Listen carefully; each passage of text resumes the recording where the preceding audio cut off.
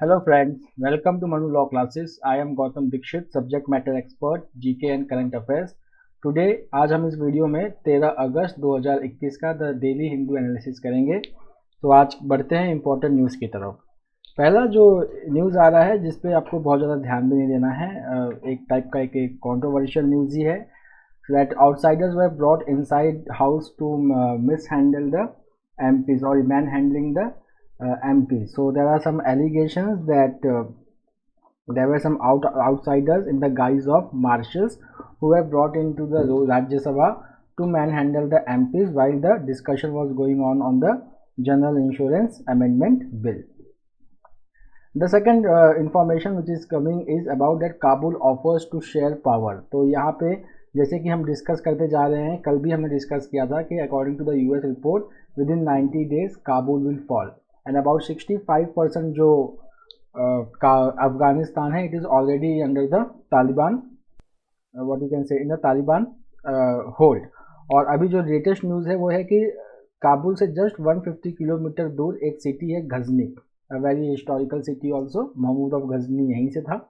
तो ये सिटी के पास तालिबान का कंट्रोल यहाँ तक पहुँच चुका है। So now the government in Kabul now they are ready to talk with Taliban for a power sharing deal. अब इस न्यूज़ में बहुत ज़्यादा डिटेल में नहीं जाना है। अगर फ्यूचर में पावर शेयरिंग डील होता है तो हमें उसके बारे में पढ़ना पड़ेगा कि उसके ब्रॉड कंटूर्स क्या हैं। जो दो इम्पॉर्टेंट न्यूज़ है जिस पे आज एडिटोरियल भी आया है वो एक है about the Earth Observation Satellite O303 and about the Kinnaur लैंडस्लिप। तो हम पहले GSLV F10 के बारे में बात कर लेते हैं। रॉकेट लॉन्चर्स पहले हम समझ लेते हैं। रॉकेट लॉन्चर्स वो व्हीकल्स होते हैं that launch satellite into the different orbits. तो दो टाइप के सैटेलाइट्स इसरो नॉर्मली यूज़ करता है, एक होता है PSLV, एक होता है GSLV। PSLV का फुल फॉर्म है polar satellite launch vehicle, GSLV का फुल फॉर्म है जियो सिंक्रोनस लॉन्च व्हीकल। अब जियो सिंक्रोनस लॉन्च व्हीकल के 3 स्टेज होते हैं, liquid, solid and upper cryogenic stage. When this satellite earth observation satellite was going to be put into the geosynchronous orbit और geosynchronous transfer orbit before finally being put into the geo और synchronous orbit. तो वहां पहुंचने से पहले जो third stage है वो इसका फेल हो गया। ओके, अब प्रॉब्लम यहाँ पे ये है कि ये एक सैटेलाइट लॉन्च जो था इसरो का, ये लॉकडाउन के बाद ये पहला सैटेलाइट लॉन्च था और ये फेल हो गया है। फ्यूचर में कई सारे जो लॉन्चेस हैं इसरो के वो फेल हो गए हैं, which calls for introspection into why this missions are failing. और GSLV is very important because if you want to launch the heavier satellites like communication satellites into the geosynchronous earth orbit then we need GSLV proper functioning. अच्छा, जो GSLV F10 की एक जो खास बात है कि जो इसका जो थर्ड स्टेज था जिसको हम क्रायोजेनिक अपर स्टेज भी कहते हैं, CUS, it was made in Russia. Okay, it was based in on Russian technology. तो ये एक रीज़न है जिसपे इसरो को पॉइंटर करने की ज़रूरत है, जो एडिटोरियल में भी लिखा है। उसके बाद हम किन्नौर लैंडस्लिप पे आते हैं। इसमें लैंडस्लिप हुआ है, पिछले हफ्ते भी लैंडस्लिप हुआ था, इस साल भी लैंडस्लिप हुआ है। The death toll has risen to 14 and 16 are still missing. So we will talk about this in detail in the editorial. एक छोटा सा न्यूज़ और आ रहा है that दो कपल थे डिफरेंट रिलीजन के, they married under the Special Marriage Act and then also the SDM he went on sending the notices and this couple they stayed away from each other even after marriage. So here High Court has said that the HDM while sending the or dispatching the notices to the residences of the interfaith couple has acted in a way which is called as contempt of court. एक जो बहुत ही अच्छी information इस वक्त आ रही है, retail inflation जो 6% के ऊपर चल रहा था, 6.3% उसने टच कर लिया था और RBI के लिए कॉज ऑफ कंसर्न हो गया था।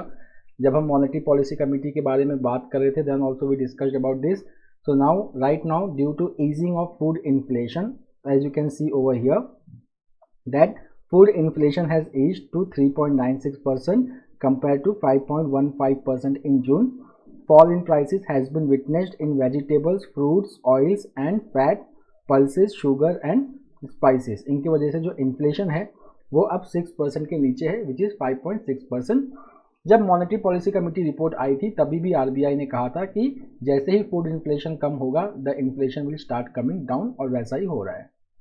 यहाँ पे एक ये न्यूज़ इंपॉर्टेंट है, द दिल्ली गवर्नमेंट, ये वन लाइनर के लिए बहुत ज़्यादा इंपॉर्टेंट है, the Delhi government is set to implement the world class health information management system to bring an transformation in the health care system of capital. It will be implemented by 2022. बहुत ज़्यादा इसको detail में पढ़ने की ज़रूरत नहीं है, अगर आप बस इसको एक वन लाइनर टाइप में पढ़ लेंगे तो भी आपके लिए काफ़ी है. वन लाइनर में एक ये भी इंपॉर्टेंट है, Odisha to map stretches vulnerable to tidal surges. Tidal surges whenever the areas which are prone to cyclones they always witness tidal surge. tidal surge जो है वो आप जो नॉर्मल हाई टाइड और लो टाइड से कंफ्यूज नहीं करेंगे. tidal surge is always associated with cyclone. So if you will just see Odisha, it has 17% of coastline or India's coastline, and it faces around 35% of cyclonic storms and which leads to tidal surge. जब भी tidal surge होता है तो coastal area में flooding हो जाती है. So that's why the Odisha is going for demarcating the area which witnessed tidal surge during the cyclone. Okay, so this is very important. यहाँ पे क्या होगा कि जहाँ पे भी tidal surge होता है वहाँ पे एक embankment बनाया जाएगा so that the water should not flow inside the habitable area and flooding should not take place. वो एरिया कौन कौन से हैं? गंजाम, पुरी, जगत Singhpur, केंद्रपुरा, Balasore.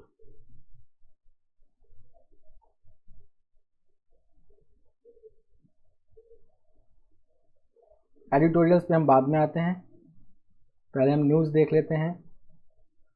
Now see, landslips in Himachal Pradesh is the cause of concern. इसके पीछे देखिए क्वेश्चन आंसर फॉर्मेट में दिया है और इसको पढ़ना बहुत ही ज़रूरी है.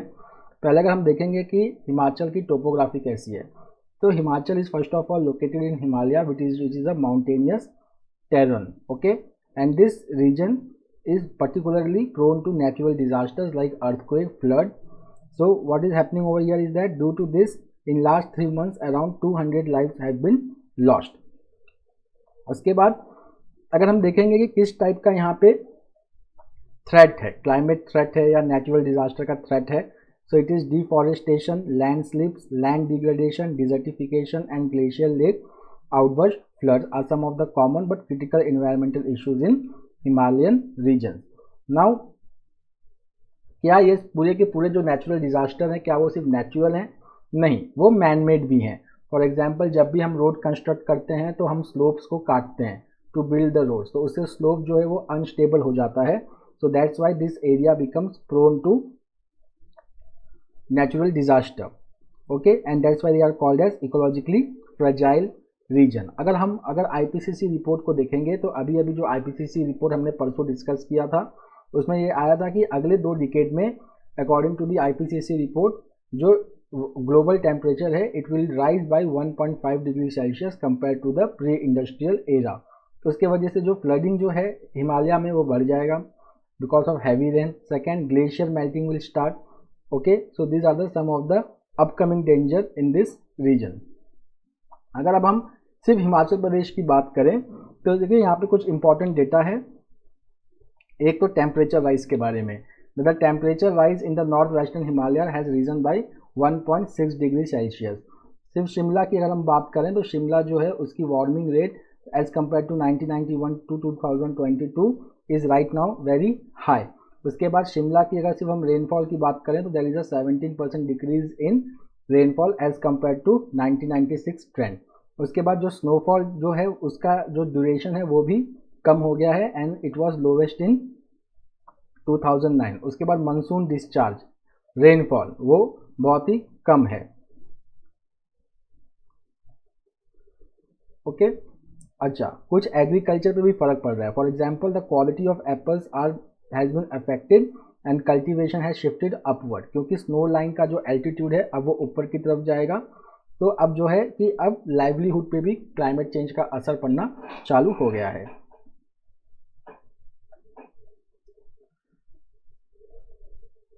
Okay, now just I will discuss this news. So this news is about the EOS, Earth Observation Satellite. Now what is the purpose of the Earth Observation Satellite? So देखो यहाँ पे पर्पस है अर्थ ऑब्जर्वेशन सैटेलाइट का.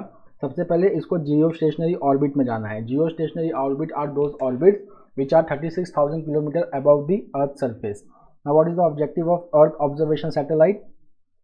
They provide real-time imaging which could be used for quick monitoring of natural disaster. ये यहाँ पे important information है. कुछ वन लाइनर्स देख लेते हैं जो हमारे इंकुम्बेंट होम सेक्रेटरी हैं अजय कुमार बल्ला. He has got a 1 year extension and he will continue to remain as the home secretary. He is an IAS officer of Assam Meghalaya cadre.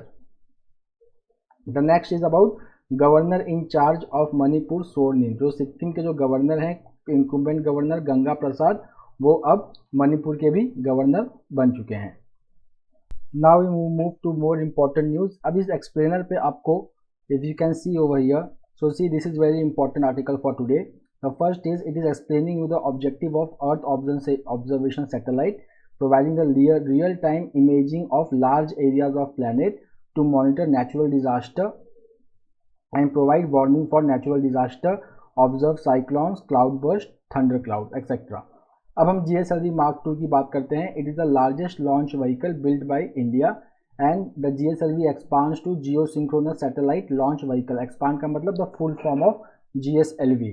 Now why it is important? Now see, it can launch satellites that will travel in orbits that are synchronous with Earth's orbit. Synchronous का मतलब कि अर्थ के एक position पे वो fix रहता है. Okay, so it means if you stand on the earth and from there if you try to see the satellite, the position of the satellite throughout the day 365 days 24/7 it will remain the same. Now the GSLV is used for putting up heavy satellites like 2500 kg.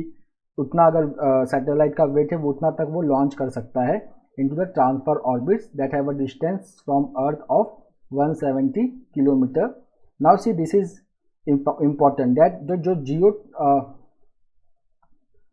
Synchronous जो अर्थ orbits होते हैं, okay, या जियो अर्थ orbit होते हैं, they are at the altitude of about 36,000 और 35,975 kilometre from the earth orbit. Quad officials discuss holding leaders summit. तो यहाँ पे क्वाड की मैं बात कर देता हूँ. Quadrilateral secretary dialogue, they have 4 members from the United States, then Japan, then India and Australia. All are 4 democracies. Now they are going to discuss that when the top leaders of the 4 countries will meet, and then they are going to discuss about the pandemic and strategic challenges which are right now confronting the Indo-Pacific region, including the human rights and promoting the democracy. फिर से हम one liner पे आते हैं. India Saudi Arabia begins naval exercise. So the maiden bilateral naval exercise between India and Saudi Arabia, named as Al Mohd Al Hindi, is to be launched. So this is one liner information, बहुत important है. Then yesterday was the World Elephant Day. On this day, the Ministry of Environment and Forest has announced carrying out common survey to count elephants and tigers. अब ऐसा क्यों है? ऐसा इसके लिए है बिकॉज एलिफेंट्स एंड टाइगर्स का जो हैबिटेट है वो बहुत ज़्यादा सिमिलर होता है. बट पहले एक प्रॉब्लम था, जो टाइगर का जो सर्वे होता है वो 4 साल में एक बार होता है और एलिफेंट का 5 साल में एक बार होता है. पहले एलिफेंट सर्वे में कुछ डिस्क्रिपेंसीज आई हैं. For example in Kerala, the method which Kerala followed, almost 2700 elephants were left out from the survey. So now that's why the ministry of environment has decided to club this survey of both tiger and elephant. अब international tiger day कब observe किया जाता है? Please write me in the comment box. यहाँ पे कुछ factual information भी हैं जो आपके लिए काफ़ी इंपॉर्टेंट है. The first is that the environment minister Bhupendra Yadav, so who is the incumbent environment minister, then Shri Bhupendra Yadav. Then when is the World Elephant Day is observed? So it is observed on 12th August.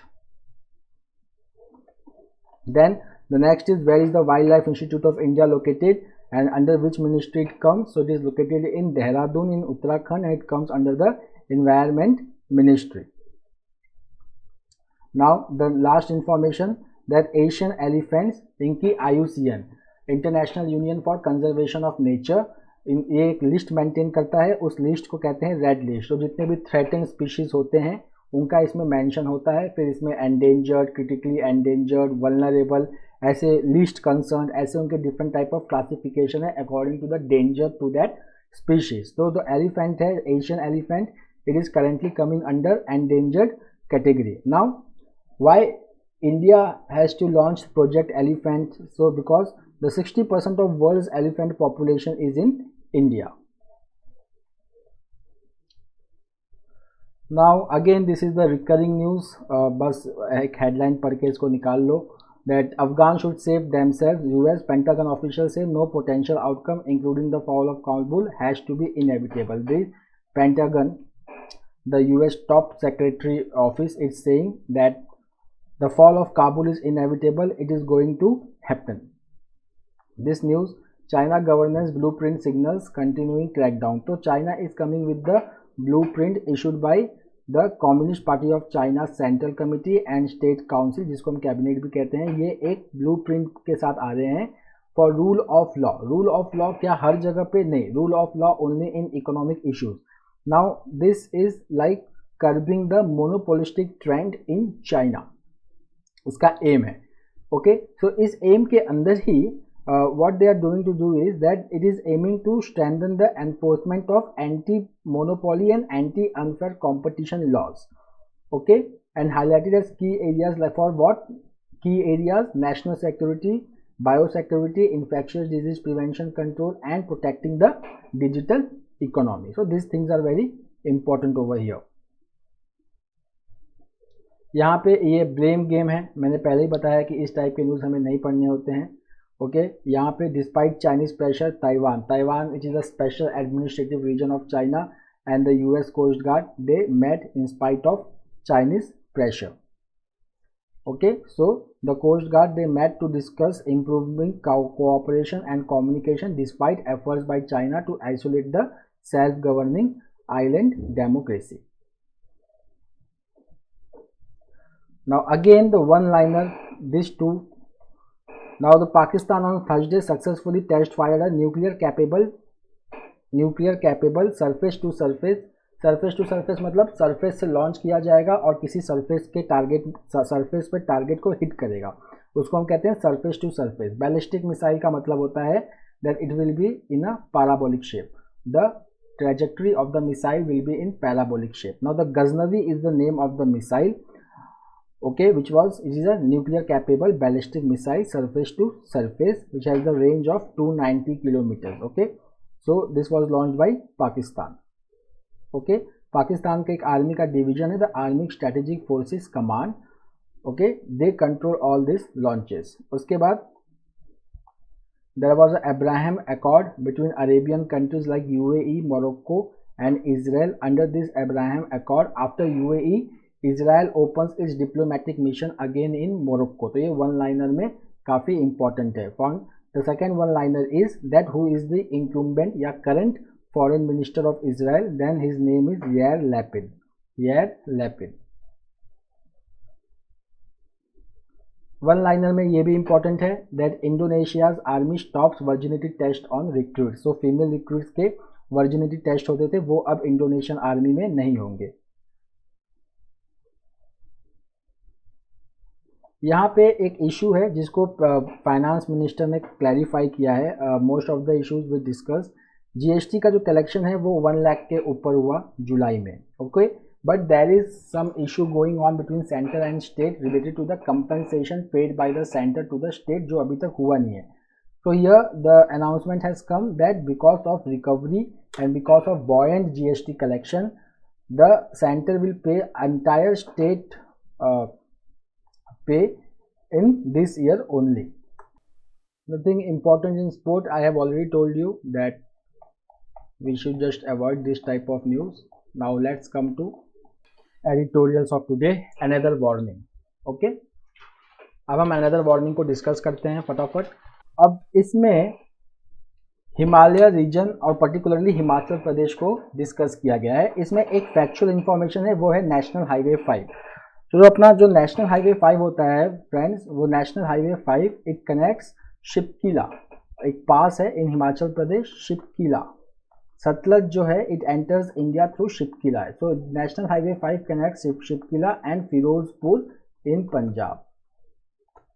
तो जो landslide हुआ है वो इसी पे हुआ है। Okay, जो सेकेंड इंफॉर्मेशन है that who is the incumbent chief minister of Himachal Pradesh, then Jairam Thakur, Jairam Thakur. अब जो लैंडस्लाइड हुआ है उसने 14 पीपल को किल किया है and has buried around 60 people according to the multiple agencies involved over there in the rescue efforts like ITBP, National and State Disaster Response Forces। अब हम डिस्कस करते हैं कि what is the problem over there। तो जो पहला problem आया है वो ये है that हिमालय में जो चैलेंजेस चल रही है, हिमाचल प्रदेश में जो चैलेंजेस चल रही हैं, in spite of all development it is related to climate change and heavy monsoon rainfall। So because of this climate change and heavy monsoon rainfall, the certain features have become very common like landslides। अब हम अगर पूरे हिमाचल प्रदेश की बात करें तो वहाँ पे जो सबसे बड़ा थ्रेट है वो है अर्थक्वेक का, जिसको हम सिस्मिक इवेंट्स कहते हैं। ओके, अर्थक्वेक और landslip, this have become quite common. अगर हम बात करें तो हैवी रेन की वजह से क्या होता है कि जो वहाँ के स्लोप्स हैं, माउंटेनियस स्लोप्स हैं, उनमें पानी भर जाता है। once the soil or the slope is saturated with soil, they can slip। So we have the considerable literature right now that the mountainous slopes in Himachal Pradesh are under stress because of three major factors। One is seismicity, second is rain induced stress and the third is man-made। man-made कैसे? हम वहाँ पे roads बनाते हैं, dams बनाते हैं, तो इसके वजह से वहाँ पे प्रॉब्लम होता है। जो ऋषिगंगा फ्लड आया था उत्तराखंड में, उसका भी यही सबसे इम्पॉर्टेंट रीज़न था। अगर हम एक डेटा की बात करें तो यहाँ पे डेटा की बात हो रही है the landslide hazard zonation map of India. ये स्टेट के 70% एरिया को लैंडस्लाइड के इंडिकेटर में हजार्डस मार्क करता है। That 70% of the area are very high risk, 14% of the area are severe to very high risk. और उसके बाद the threat of earthquake is always there because Himalaya is the young fold mountain। okay, so we can say that 32% of the state are earthquake prone। उसके बाद जब हम वहाँ पे rock blasting करते हैं for building dams and hydropower, cutting of trees, then inundating large spaces, मतलब कि जब हम reservoirs वहाँ पे create करते हैं तो what happens that the mountains they get destabilized and then what happens that such landslides happen over here. तो इस पे हमको कंट्रोल करना है।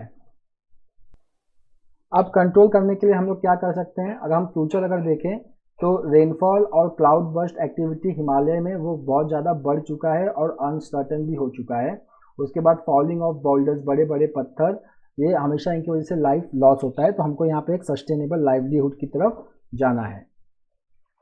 उसके बाद अगर हम नेक्स्ट आर्टिकल को लेते हैं जो इसरो के बारे में ही है, जिसके बारे में मैंने काफ़ी कुछ डिस्कस कर दिया है। तो यहाँ पे जो इम्पोर्टेंट इन्फॉर्मेशन है वो आपको यही याद रखना है कि GSLV का फुल फॉर्म क्या है, जियो सिंक्रोनस लॉन्च व्हीकल। इसके 3 स्टेज होते हैं। जो सबसे इम्पॉर्टेंट और थर्ड स्टेज होता है वो क्रायोजेनिक अपर स्टेज होता है। इस बार माल फंक्शनिंग थर्ड स्टेज में ही हुआ था और ऐसा पहली बार नहीं हुआ है, पहले भी हो चुका है। So that's why the author in this article is calling for look into that why the missions are failing by ISRO। उसके बाद ये एक जनरल आर्टिकल है, parliament is abdicating its oversight role. इसमें कुछ इंपॉर्टेंट डेटा है। अभी अभी monsoon session of the parliament just got completed. अगर हम ओवरऑल प्रोडक्टिविटी की अगर बात करें तो ओवरऑल प्रोडक्टिविटी इस बार बहुत कम रही है। अगर हम लोकसभा की बात करें तो only 19% of time was allocated for legislative business और राज्यसभा में 26%। अगर हम बिल्स की बात करें तो 20 बिल्स ऐसे थे जो विदाउट डिस्कशंस पास हो गए। ओके, जिसमें से 18 बिल लोकसभा में पास हुआ और सिर्फ एक ही बिल ऐसा था जो 125th कॉन्स्टिट्यूशनल अमेंडमेंट बिल 2021 है, सिर्फ उसी पे 15 मिनट चर्चा हुआ, वो भी लोकसभा में। ओके, उसके बाद अगर हम स्क्रूटिनी की बात करें तो स्क्रूटिनी जो है वो पार्लियामेंट्री कमेटी करती है। पार्लियामेंट कभी भी क्या करती है कि अगर किसी बिल को डिटेल में स्टडी करना है तो before passing the bill is refer to the parliamentary committee. तो यहाँ पे भी बिल को पार्लियामेंट्री कमेटी को रेफर किया जाना था, but none of the bill was refer to the parliamentary committee. Okay, and there are certain bills, if you talk about that, bankruptcy code bill, motor vehicles bill, okay, where the significant changes have been made and they should have been referred to parliamentary committee, but this has not been done.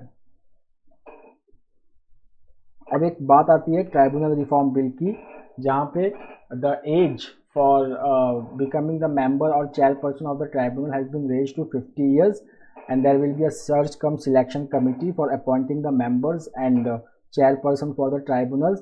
तो इस bill में it was rejected by 79 members, okay, but then also the bill was passed because Rajya Sabha has 232 members, okay, so because of the brute majority of the ruling coalition, this bill was passed. अब यहाँ पे कुछ एक आपका revision भी बहुत अच्छे से हो जाएगा. कुछ बिल्स हैं जो पास हुए हैं. इनकम टैक्स बिल, तो इनकम टैक्स बिल ने रेट्रोस्पेक्टिव टैक्सेशन को हटा दिया है. देन ट्राइब्यूनल रिफॉर्म्स बिल, वो भी हो चुका है. Then deposit insurance and credit guarantee corporation bill, जो बैंक डिपॉजिट्स पे जो गारंटी होती है वो 1 लाख से बढ़ के 5 लाख हो चुकी है. So these are some of the important points over here which you should look for. अब हम आते हैं आज के मेन आर्टिकल की तरफ, जो बहुत दिन से हम डिस्कस भी कर रहे थे कि लर्निंग आउटकम कैसा रहा पूरे लॉकडाउन में और इंडिया ने कैसे परफॉर्म किया पूरे लॉकडाउन में as compare to other countries, और जो हमने नॉलेज दिया है तो क्या वो नॉलेज पूरा है. तो ये आर्टिकल उसके बारे में थोड़ी सी रोशनी डालता है. तो इसके बारे में हम सबसे पहले बात करेंगे स्ट्रिंजेंसी इंडेक्स के बारे में. So stringency index, it was created by Oxford COVID-19 Government Response Tracker. इसने एक इंडेक्स तैयार किया है. उसमें अगर हम इंडिया की बात करें तो हम देखेंगे कि टोटल 503 डेज के लिए लॉकडाउन था फ्रॉम March 5, 2020 एंड जुलाई 20, 2021. उसमें से अगर हम बात करें तो 404 दिन ऐसे थे, 404 days were such when the lockdown was most severe. Then out of that 62 जो level 1 पे होता है, that all the schools were closed. Then 62 days ऐसे थे which were at level 2, that some type of institutions were only closed, and 37 days ऐसे थे जब closure was recommended in a that closure was recommended like a whether the school can be opened also or school can be closed also depending upon the situation. अब इसके वजह से जो हमारे total बच्चे हैं 265 मिलियन स्कूल चिल्ड्रन, वो सब रिमोट लर्निंग पे आ गए. ओके, अब क्या ये अप्रोच अच्छा है? तो अगर हम इसको बाकी कंट्री से अगर कंपेयर करें तो हम ये पाते हैं कि बाकी country, for example the UK, Vietnam, Uruguay, they perform little better from India because they went for the hybrid model, कि जहाँ पे इन पर्सन ट्यूटर को जाके पढ़ाने की ज़रूरत है वहाँ पे इन ट्यूटर पर्सन जो ने जाके वहाँ पे पढ़ाया. Why? Because they recognise the importance that prolong school closures and of the ineffectiveness and inequalities of remote learning. ये वो पहले ही समझ चुके थे कि रिमोट लर्निंग के अपनी कुछ खामियां हैं, और इसीलिए वहाँ पे हाइब्रिड मॉडल अपनाया गया कि इन पर्सन कोचिंग भी वहाँ पे चली ऑफ द स्टूडेंट्स. फाइन. अगर हम बात करें by March 2021, so 51 countries had resumed teaching, और 90 कंट्रीज ऐसे थे जो बहुत डिफरेंट टाइप ऑफ मॉडल्स अपना रहे थे कि जैसी ज़रूरत है, अगर इन पर्सन की ज़रूरत है तो इन पर्सन ऑप्शंस को भी वो कर रहे थे. ओके, बट अगर हम इंडिया की बात करें तो इंडिया में ऐसे स्ट्रैटेजीज नहीं अपनाए गए, और जबकि जब सेकेंड वेव आया तो लोग इतने डर गए कि इसको बिल्कुल अपनाया ही नहीं गया. तो इंडिया की अगर हम बात करें तो यहाँ पे सबसे ज़्यादा सफ़र कौन किया? Vulnerable sections like Dalit, tribals and other people who were lacking the electricity and access to online classes. यहाँ पे प्रॉब्लम बहुत ज़्यादा हुआ. अगर हम नेशनल डिजिटल इंफ्रास्ट्रक्चर की बात करें जिसका नाम है दीक्षा. नाउ व्हाट इज़ दीक्षा? मैं दीक्षा के बारे में शॉर्ट में बता देता हूँ. So Diksha platform, it offers engaging learning material relevant to the prescribed school curriculum to teachers, students and parents.